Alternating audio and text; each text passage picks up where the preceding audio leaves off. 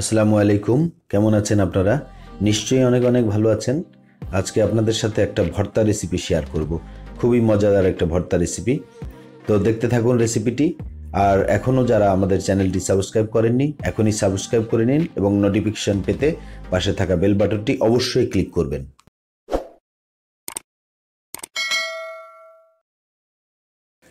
দেখতে পাচ্ছেন 3টি লাল মূলা নেওয়া হয়েছে। 3টি লাল মূলাতে ওজন 1 কেজি হয়েছে। তো মূলার যে শিকড় বাকড় যেগুলি থাকে ওগুলি পরিষ্কার করে নেওয়া হয়েছে।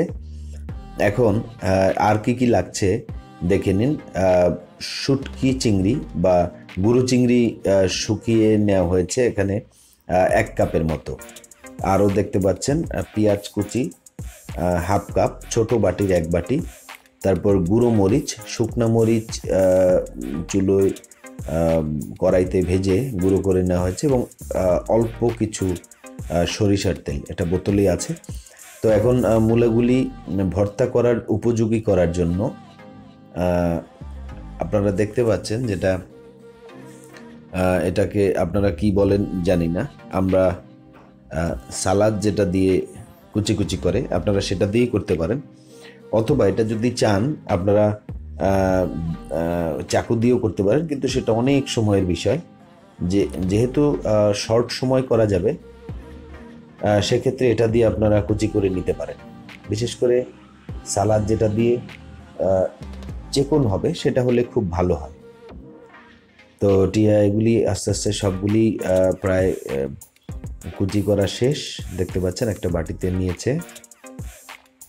তো এখন এই কুচি করা মূলাগুলি একটু নিশ্চয়ই পানি বের হয়েছে, পানিটাকে একটু এখন বের করে নেওয়ার ব্যবস্থা করতে হবে। এটাকে মুঠি করে দলা দলা করে পানিটা বের করে নেবেন, কারণ এটার মধ্যে পানি থাকলে চুলায় অনেক সময় লাগবে। তো সময় যেন না লাগে সেজন্য পানিটাকে আপনারা পুরো পানিটা বের করে নিতে হবে। পুরো পানিটা বের করে নেওয়ার পরে দেখেন কত ঝুরঝুরা হয়েছে, একেবারে শুকনো শুকনো লাগছে। তো এই অবস্থায় চুলোর মধ্যে একটা কড়াই নেবেন এবং সেই কড়াইতে তেল দিবেন না, তেল ছাড়া আগেই শুকনা চিংড়ি যেগুলো আছে সেগুলি একটু ভেজে নিতে হবে।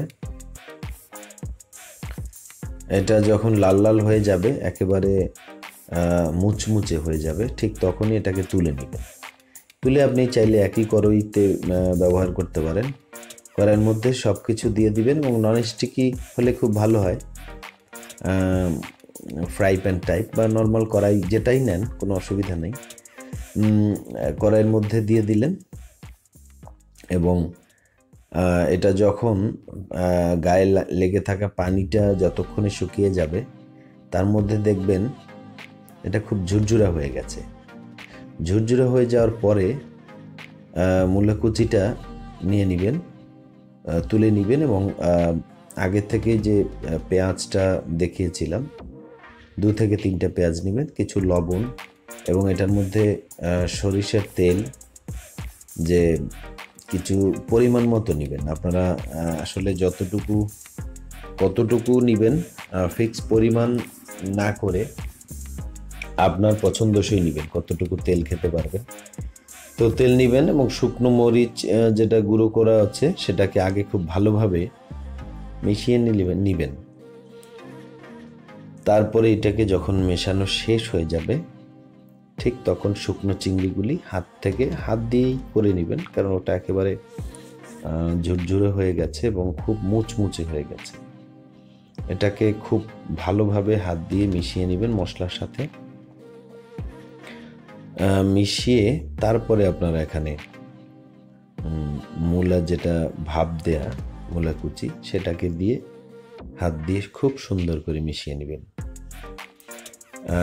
খেয়াল রাখবেন যেন কোনো অংশটাই মশলার সাথে মানে মেশাতে বাদ থেকে না যায়।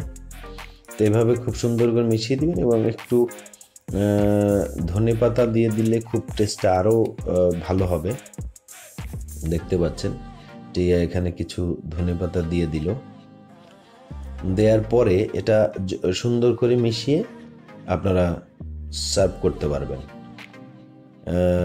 হয়ে গেল মূলা কুচি ভর্তা, লাল মূলা। তো এটা দেখতে আসলে কেমন লাগছে আপনাদের কাছে আমি জানি না, তবে খেতে কিন্তু খুবই সুস্বাদু। আপনারা একবার ট্রাই করে দেখতে পারেন। তো আপনারা যারা চ্যানেলে নতুন, অবশ্যই আমাদের চ্যানেলটি সাবস্ক্রাইব করে পাশে থাকা বেল আইকনটি ক্লিক করে রাখবেন। আর ভিডিওটি ভালো লাগলে অবশ্যই বন্ধুবান্ধবদের সাথে শেয়ার করবেন। আল্লাহ আপনাদেরকে অনেক অনেক ভালো রাখুক। আমাদের জন্য দোয়া করবেন। আল্লাহ হাফেজ।